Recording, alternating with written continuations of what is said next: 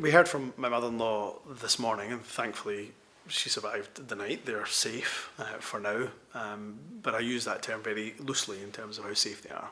They told me, my mother-in-law told me, that they could hear rockets falling all around their house. They can hear jets overhead.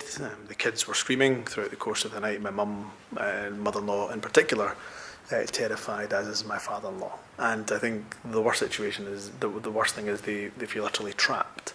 So they're being told to leave because they're told of the destruction that's unfolding in Gaza, but they have nowhere to go. As of an hour ago, the Rafah border had been bombed and closed, and even if it was open, there's no guarantee of safe passage between travelling to where they live and to the Rafah border. That, as I say, even now is currently closed, so a pretty horrendous situation. What have they told you just about what life and conditions are like there now? Have they been able to get out and see just what the streets are like at this point? Nobody's leaving the house, as you'd imagine.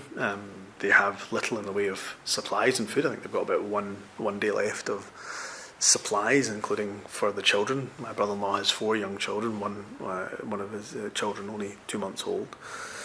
They're also saying, of course, that the electricity has been cut and is very intermittent, so they'll get maybe 3 or 4 hours of electricity a day. And of course, they just do not know what is going to happen next. And they're watching, when the electricity is on, they're trying to get updates on the news, and they're hearing what you and I are hearing, that the Israeli government are saying that they're going to take pretty significant action.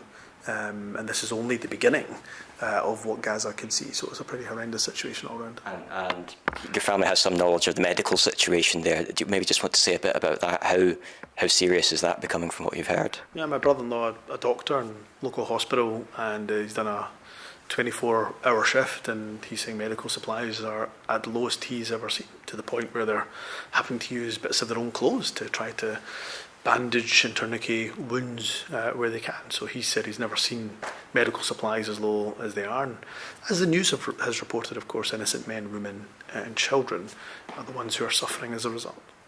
What can the UK government do here? What kind of influence can it exert? What would you want to see?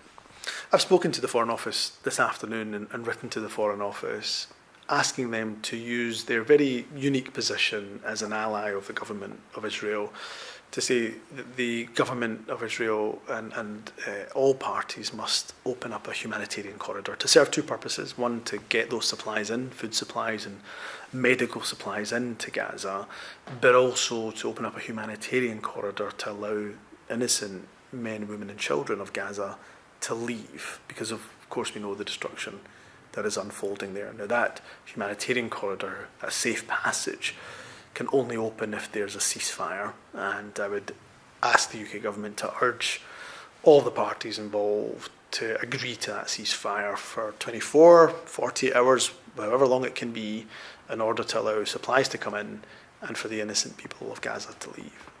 What advice might you have for any other families in Scotland who might be in a similar situation to you? They might have people in Israel and Palestine who are caught up in this, and just what advice would you have for how they can get through it? My thoughts go to the family of Bernard Cowan, who tragically lost his life in Israel, and the Jewish community will be rocked by that death, and my condolences and sympathies to them. There'll be many families across Scotland, either have family in Gaza, many of them will have family in Israel who are deeply worried about their own personal circumstances. So I know what that feels like, given what my in-laws are going through at the moment. I promise you the Scottish Government will do everything we can to liaise with the Foreign Office to try to get people to safety as quickly as we can. But let's all of us agree that for all the atrocities that we have seen, and those actions by Hamas are to be condemned unequivocally, that innocent people should not pay the price. And that collective punishment is simply not acceptable or justifiable.